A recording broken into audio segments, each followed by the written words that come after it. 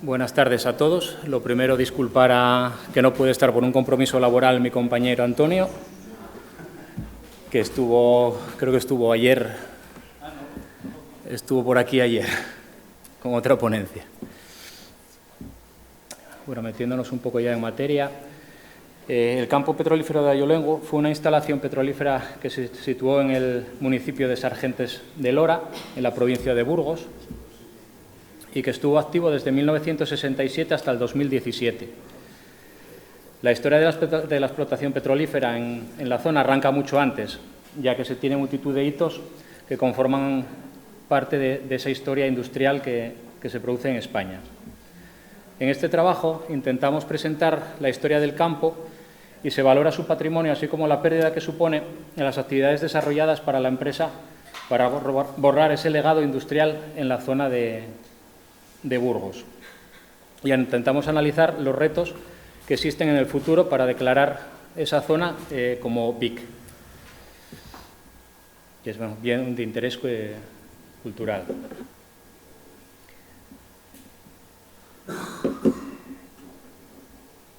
En el norte de la provincia de Burgos y, al sur de Cantabria es conocido porque se presenta en abundantes indicios de petróleo impregnado en arenas, que se pueden observar en la superficie según se va caminando.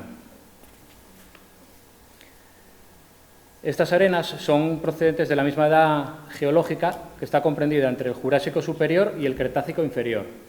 Entre estas impregnaciones, las más conocidas destacan las del Valle de Zamanzas, Bastoncillos de Tozo, Huidorro y Robredo Anedo, todas ellas en la provincia de Burgos.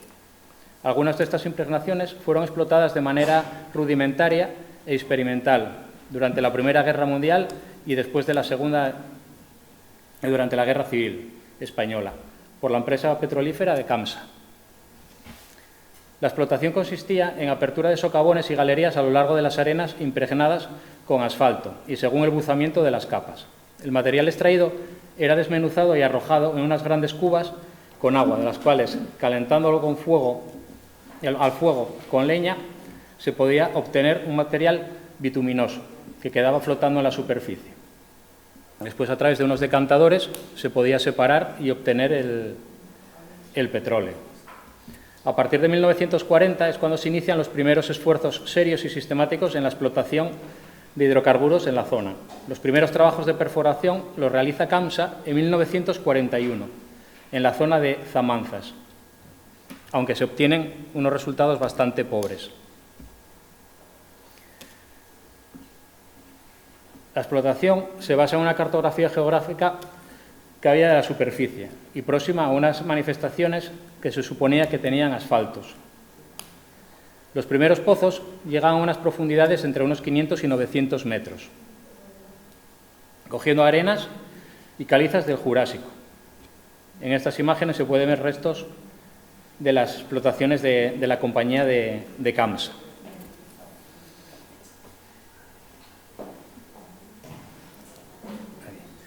Aquí podemos ver una de las imágenes del primer pozo ya construido en la zona de Ayolongo. Debido a la cantidad de indicios de petróleo en la superficie, se empieza a hacer ya la perforación.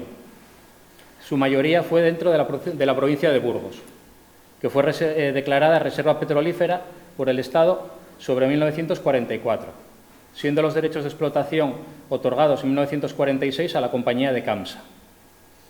En 1959, las compañías norteamericanas Standard Oil y Texaco se unieron a Camsa en busca de hidrocarburos. Con una incorporación de estos dos socios, aportando también capital, se llevaron a cabo nuevos reconocimientos geológicos de superficie y adquisición de líneas sísmicas en 2D, y a comienzos de los años 60. Esta nueva información condujo ya a una explotación más profunda y donde ya se obtenía mejor petróleo y mejor calidad.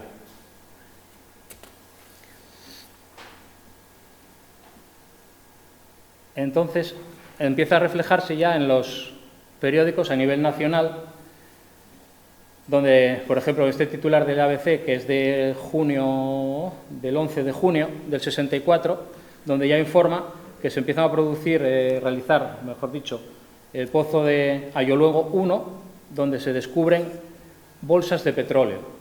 Digo bolsas entre comillas porque todavía a día de hoy, cuando se habla de algo de petróleo en prensa o en televisión, siguen hablando de bolsas, como si estuviese en una bolsa, cuando realmente lo que se están refiriendo es a una capa de arenas, que es donde está impregnado esas arenas de dicho petróleo. Eso es una creencia que sigue a día de hoy todavía.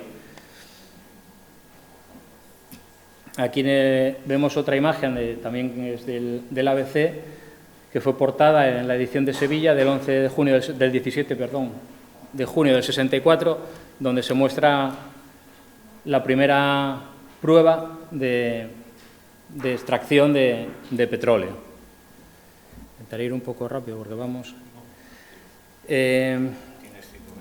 Esta publicación es curiosa porque si les digo que el que hizo esta publicación era por aquella el redactor jefe de los reporteros del Alcázar, no os estoy diciendo nada, pero si os digo que fue Jesús Hermida, ahora ya os suena a todos. Pues de aquella Jesús Hermida, que no era conocido, fue el encargado de cubrir esta noticia.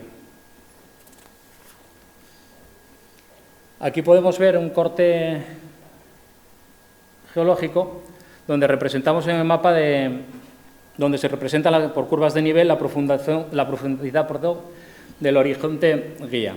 En estas curvas, que se presentan a 50 metros cada una de separación,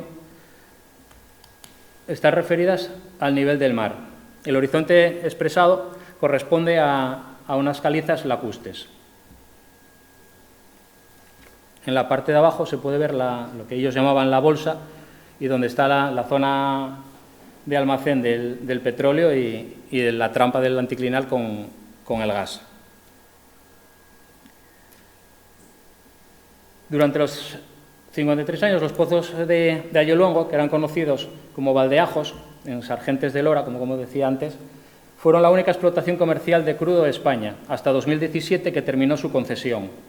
Aunque podía haberse ampliado otros 30 años más, porque allí había petróleo. Lo malo es que era de baja calidad, entonces el explotarlo salía y el refinarlo salía muy caro. En aquella ocasión decían que sacaban de unos 18 millones de barriles, y si se siguiese explotando hasta el día de hoy, que se podría llegar hasta los 155 millones. Pero bueno, eso es una opinión un poco, desde mi punto de vista, un poco optimista. Pero bueno, sí que se hubiese sacado bastantes millones más de barriles. La aparición del oro negro revolucionó el país y cambió la vida de la comarca, sobre todo porque la mayoría de los que vivían allí eran trabajadores de la empresa. De hecho, todavía sigue en la zona, la última vez que estuvimos ahí, estuvimos en él, el bar que se llama El Oro Negro, pero ya estábamos solos en el bar, ya no quedaba nadie. Esto es una imagen tomada hace menos de un mes de cómo estaba uno de los caballitos que había. En el 2018, el BOE ordenó desmontar, a través del BOE, el Gobierno, ordenó desmontar las bombas y los restos que había y les daban 6 meses de plazo. De los 52 caballitos que había en el punto álgido, quedan ahora aproximadamente unos 12 como mucho. Este achatarramiento se produjo, en poco tiempo, quedando... De hecho, hay algún titular a título personal se lo compró porque los vendían entre 2.000, 2.500 euros, incluso 3.000, si era uno de los grandes. Y 2 los compraron, el resto todo para chatarra. De hecho, la Escuela de Madrid y de Oviedo intentaron comprar uno para evitar que se destruyesen y desapareciesen, y fue cuando se inició la transformación a Vic y se paralizó todo y no se pudo comprar. este es de los pocos que está más o menos completo, aunque no funcionando, evidentemente. La suerte que hubo a través del Real Decreto llegaron a un acuerdo, se declaró un bien de interés y no se puede tocar ya, no se puede destruir ni llevar. El Pozo 1, por desgracia, está desmantelado, hay una escultura que no deja verlo. Tenemos la suerte de que se hizo la pequeña suerte que se hizo un museo, que parte de lo que se pudo retirar se puede observar allí, aunque es un museo pequeñito porque, ya digo, que fue muy rápido, les daban 6 meses y acabaron con todo. La mala suerte, que por ejemplo la zona esta donde se puede ver la zona de limpieza de crudo, el upstream, ya no existe.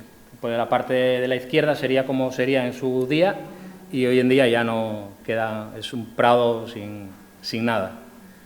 Entonces nuestra reflexión, para terminar, es que la declaración de Vic debería realizarse siempre antes del cierre de las operaciones de una actividad industrial, para evitar el achatarramiento de la misma. Luego debería de ser el último elemento de patrimonio industrial en el que se obrase de esta manera impropia. Creo que no es el caso, porque ya sabemos de casos posteriores que se está realizando también y se está desmantelando sin llegar a tenerlo de referencia. Con lo cual consideramos que es un proyecto un poco cortoplacista, pero bueno, ahí queda. Que intentemos mejorar y que no se acabe con todo lo que tenemos, porque quedamos sin memoria. Muchas gracias por su atención.